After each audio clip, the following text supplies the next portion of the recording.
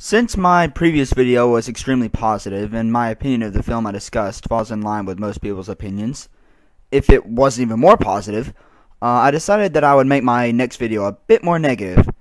As you can see by the title, today I'm going to discuss why the film Guardians of the Galaxy is overrated. Now before I begin, I feel that it is necessary to set some things straight. First of all, I want to say that this isn't a film review. That'll come perhaps later, although I will discuss several aspects of the film today. And I also want to make it clear that I liked Guardians of the Galaxy. Please keep in mind that this video is about why I find it overrated, and not a video about me explaining why it is a bad film, because it isn't. And the last thing I want to make perfectly clear is that I'm sincerely speaking from my mind. This is an analysis that I've wanted to make ever since first seeing the film, and I'm by no means making this video simply to troll. What I want to do in this video is open up people's minds about this film, at least from my perspective. And I ultimately want this analysis to create stimulating conversation in the comments section. So if you watch this and disagree with me, which I feel a good many of you will, then I'd appreciate a comment with you giving your opinion about why you feel differently. And I'll do my best to address your comment, and hopefully we can have some intriguing discussions. And again, these discussions that I'm hoping to be the main, these are what I want the main outcome of the video to be, not, a bunch of negative reactions. So, if you have a differing opinion, please don't just call me a troll or say that I'm wrong. I'd appreciate some kind of, I'd appreciate some backing on your part about why you think it's better than what I'm saying, and then I'll, counter it with something. We can have an interesting conversation. I'm not talking about an argument, but an actual stimulating conversation, and that's what I want to happen. And with all that being said, I'll now begin to justify my stance. I'm really not sure where to begin my dissection of this movie, because it's literally being praised highly in all areas. Let me just start out by going for the kill, though. Is this the best Marvel Studios film you've seen this year? If so, then just ignore this next bit. But if your answer is no, then you may be interested in knowing that the Guardians of the Galaxy currently holds an 8.7 on IMDb, while the sequel to Captain America currently has an 8.0, and X-Men Days of Future Past currently has an 8.4. And I found both of these films to be easily better than Guardians of the Galaxy. And yet, Guardians of the Galaxy is rated higher. And for the record, The Avengers currently has an 8.2. Of course, that's a lot of people's favorite Marvel film. And I've seen many people claim that this film was even better than The Avengers, which I would disagree with, but I'm not going to go into detail on that today because that's not what this video is supposed to be about. Although I think it's worth pointing out. And many of you may be saying that IMDb doesn't count, but I think it does. And it is, at least to my knowledge, the most popular film site around. I mean, Rotten Tomatoes may be more popular, but I don't think so. So I think IMDb ratings should reflect how good a movie is. But I won't spend my time focusing on IMDb ratings. However, I would like to take this time to name a few movies that are rated lower than Guardians of the Galaxy on IMDb. Those films are Doctor Strangelove, Apocalypse Now, Gladiator, Back to the Future, Alien, Django Unchained, Blade Runner, Star Wars Episode 6, American Beauty, Vertigo, Raiders of the Lost Ark, and what is widely considered to be the greatest film of all time, Citizen Kane. Oh, and 2001: A Space Odyssey, which is widely considered the greatest sci-fi film ever made. And I know Guardians of the Galaxy's rating will go down over time, but I can't for the life of me understand why it got so high to begin with. I watched Doug and Rob Walker's review from thatguywiththeglasses.com, and I respect both of these guys very much, and I always take the time to listen to their opinions. Rob, who seems to be more critical of films than Doug, and who I thought may actually agree with me, said that he knew he was going to like this movie when it had the heavy scene in the beginning of the film, where the main character, Star-Lord's mother, is dying of cancer. Well, yes, this scene was intense at the time, and I did feel some emotion when Star-Lord fails to hold his mother's hand as she dies. But at the end of the day, this scene was simply a cliche, and not a very good one at that. Allow me to explain. I want you all to think about this scene. What purpose does it serve? Well, this scene's only here to give Star-Lord some depth, and the fact that he didn't hold his mother's hand is supposed to cause himself grief. At least that's what I took from it. But I never felt this. When does the film ever show us that he misses his mother? Well, I mean, I can think of a few times, The most prominent that I can remember is when he returns to get his music player while he and the other characters are escaping the prison. And he also mentions to his green love interest that his mother educated him on what he finds to be great music. Now all that's all well and good, but other than him talking about his mother, I never felt any sense of loss within him. He can sit there and talk about her all day, but unless I feel that Star-Lord is being sincere about his feelings of loss, then I'm not going to buy it. And I don't know if it's Chris Pratt's acting or if it's the writing, but I never felt he really did miss his mother. The words came out of his mouth, but there was no emotion behind them. And I really have to wonder if there should be. After all, this is trying to be a fun and enjoyable movie from outer space, with good guys fighting bad guys. And that is what it tries to be most of the time. And the time he spent on Star-Lord's mother sort of takes me out of the experience. If it had been action-packed all the way through and consistently upbeat, then I think it would have done even better. And instead of, constantly breaking me from it. And now I'm not saying that it couldn't have worked, but I don't think the script is written well enough to balance it. I mean, think about it. Say for a scene or two when he mentions her, does Star-Lord act any way besides the typical rebellious youth attitude? Unless he directly speaks of his mother, he walks around acting like his past hasn't had any tragedy. And again, I sort of think that's the way it should be. And don't say that without his mother he wouldn't have the awesome music player. While this is true, and while that first scene with the music player is awesome when he's beating all the guys up when you first see Chris Pratt, they could have easily kept the music player and dropped the mother thing. How? Well, I would let Star-Lord discover that awesome music on his own. Honestly, that would have made him look even cooler in my eyes. A rebellious guy who listens to awesome old music? That sounds awesome. But the images sort of hurt when we see that his mother had to show him that music. And it sort of feels like he's only listening to it for her, and not because he himself finds it awesome. Although, he says he does, and I'm not saying he doesn't, but without his mother he wouldn't have it at all. And I would have told you the instant his mother gave him that gift to open that he would do so at the very end of the movie. However, they did fool me. He waited until right before the credits to open it, and my money would have been on him opening it right before the final assault against the film's villain. So I guess that makes this movie special or creative because it could throw me off that much. Hey, I have an idea. How about you make the death of Star-Lord's mother have something to do with the villain? Why not go all out and have Ronan, the film's villain, be some sort of world destroyer who blows up Earth right after Star-Lord is taken away from the planet, and possibly even without his mother dying first? That would give Star-Lord a lot of inner torture and survivor's guilt, and it also would have added a revenge story into the mix of things. Plus, we could have had comments from the other characters about how Star-Lord is the last living human, or, something like that, and I think that would have made things much more interesting.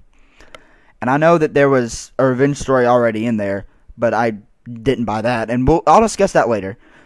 Oh, and I know that this is based off a comic, but I'm going to be critical of the film on its own, and whether that's fair or not is debatable, but for this particular analysis, I'm going to do it. I'm now going to take some time to talk about the characters. They're all basically stereotypes. Rocket Raccoon is easily the most interesting character, but even then, he's just your basic loudmouth team member. Star-Lord is the basic cocky protagonist. Gamora is the typical love interest. Groot is a silent member that is there mostly for comic relief and for marketing. And Drax the Destroyer is there to add another level of complexity to the film, which didn't happen. And Ronan was the typical villain that just wants to destroy things. I don't see what is here that deserves praise. Is there something in these characters that I just don't see? Oh, and I saw some people in the comments of other videos seriously comparing Ronan to the Joker from The Dark Knight. I believe that everyone is entitled to their own opinion. That's that's a big belief of mine. But seriously? I don't even want to spend any time on this because I personally think that it is preposterous to even compare Ronan to the likes of the Joker. I don't think it's even close. Okay, the reason I think Drax's story fails is for the same reasons that caused Star-Lord's story to fail as well. Simply talking about your problems isn't going to make anyone feel bad for you, unless the audience members are easy, which I'm afraid happened here. And being an easy audience member isn't necessarily a bad thing, mind you, so I'm not insulting you.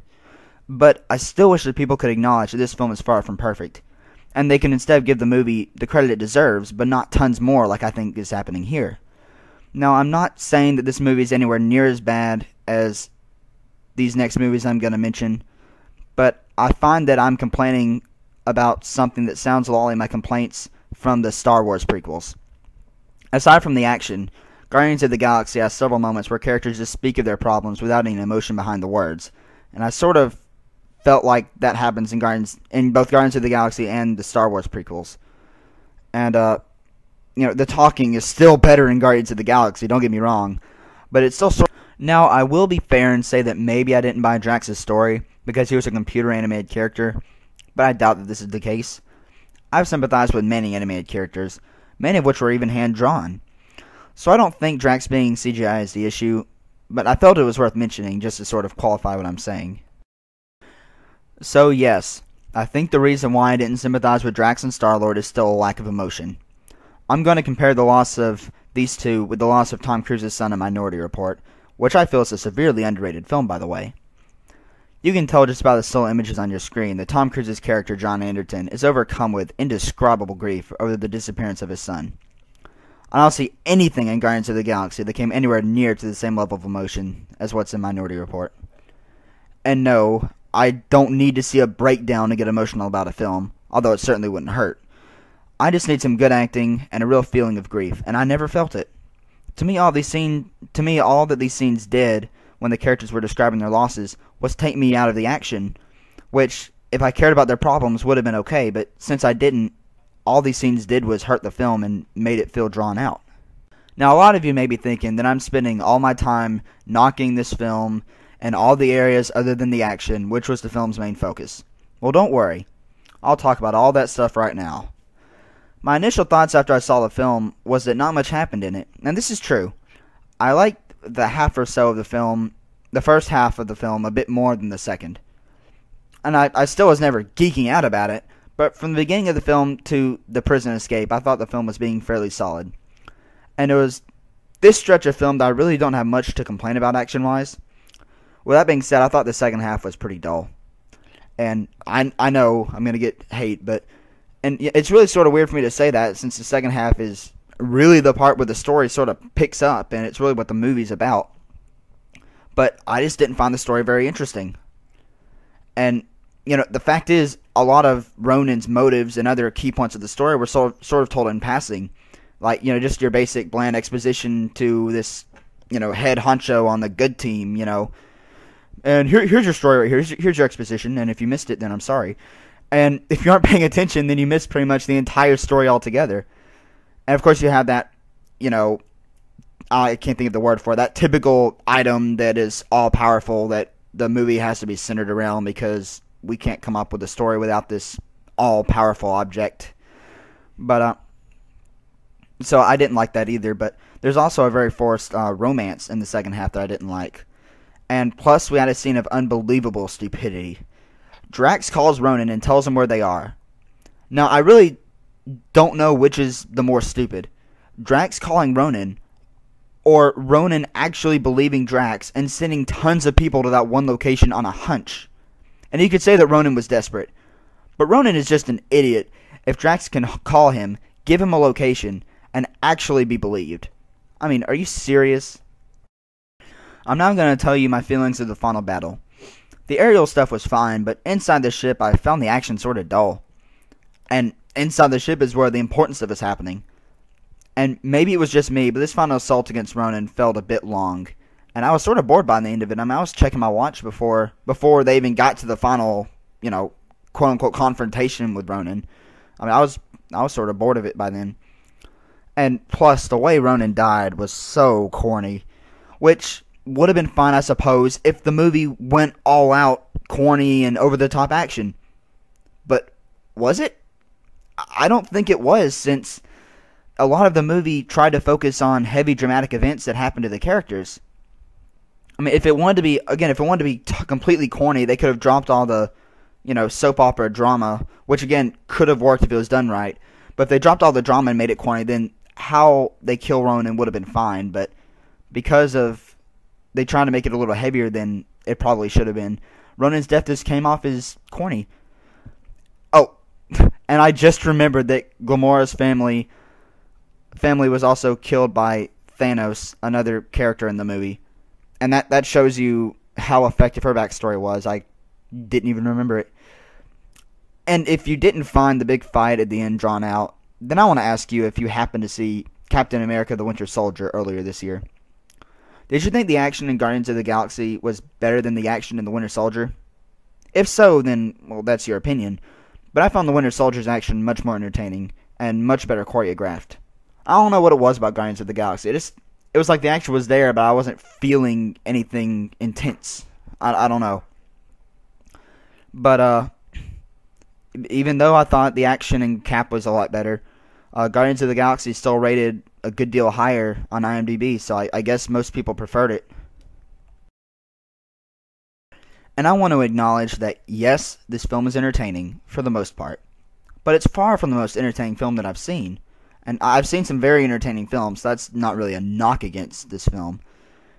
And again, yes, I liked it. But it's far from the best Marvel movie, and I really don't understand all the praise it's getting. And I could discuss this even more, but I want to have some discussion within the comments, and I don't want to repeat myself a million times.